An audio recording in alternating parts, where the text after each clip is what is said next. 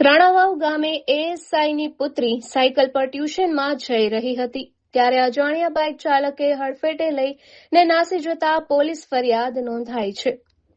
પોરબંદરના નવી બંદર પોલીસ મથક ખાતે એએસઆઈ તરીકે ફરજ બજાવતા અલ્પેશ જનાભાઈ રાઠોડના પત્ની ભાવનાબેન કે જેઓ રાણાવાવની મજેઠિયા ગર્લ્સ હાઈસ્કૂલમાં શિક્ષિકા તરીકે ફરજ બજાવે છે, તેઓને રાણાવાવ પોલીસ મથકમાં ફરિયાદ નોંધાવી છે।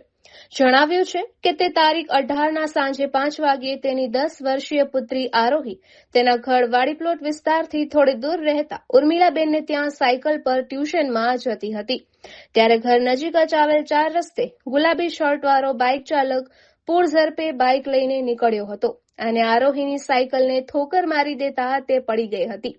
આથી માતા તુરંત ત્યાં દોડી ગયા હતા। એ દરમિયાન બાઇક ચાલક ત્યાંથી નાસી ગયો હતો। ત્યારબાદ તેઓએ પતિને અકસ્માતની જાણ કરતા તે પણ દોડી આવ્યા હતા અને આરોહીને સારવાર માટે રાણાવાવની સરકારી હોસ્પિટલ ખાતે ખસેડવામાં આવતા ત્યાંના તબીબે એક્સરે મશીનના ટેકનિશિયન સ્ટાફ હાજર ન હોવાથી વધુ સારવાર માટે પોરબંદર ખસેડવાનું કહેતા એમ્બ્યુલન્સમાં આરોહીને પોરબંદરની સરકારી હોસ્પિટલ ખાતે ખસેડવામાં આવી છે। પોલીસે અજાણ્યા બાઇક ચાલક સામે ગુન્હો નોંધી વધુ તપાસ હાથ ધરી છે।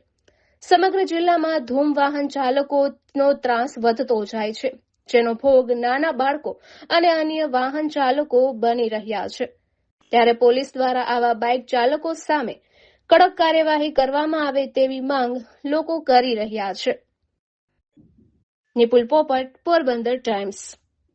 મારું નામ મનીષા રાઠોડ, અલ્પેશ રાઠોડ મારા દેરની દીકરી, તે ટ્યુશનમાં જતી હતી 5 વાગે, ત્યારે કોઈ એક શખ્સ આવ્યો, તેમને ઠોકર મારી ને અકસ્માત કરી મોટરસાઇકલ લઈને પાડીને વયો ગયો, તેને અહીંયા લાગી ગયું છે ગળા।